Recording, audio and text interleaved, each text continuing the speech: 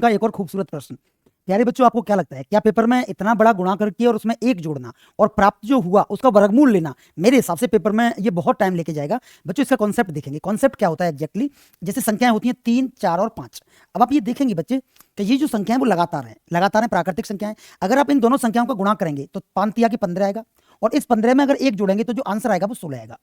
अब आप बहुत ध्यान से देखें कि पहली संख्या का और तीसरी संख्या का गुणा किया तो 15 आया, और 15 में एक जोड़ा तो 16 आया। तो ये जो संख्या प्राप्त होती है बेटा, ये पूर्ण वर्ग प्राप्त होती है। इसका मतलब है इसका वर्गमूल संभव है।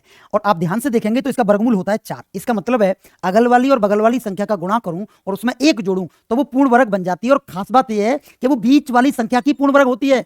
तो बस हो गया 887 और 889। तो इसके बीच में कौन रहेगी बेटा, 888 रहेगी। तो ये जो निकल के आएगा 887 और 889 का गुणा और उसमें एक जोड़ने पर जो आएगी वो पूर्ण वर्ग आएगी, और वो 888 की ही पूर्ण वर्ग होगी। ये नियम है जो आपको याद रखना चाहिए। आज के लिए इतना ही, बहुत धन्यवाद।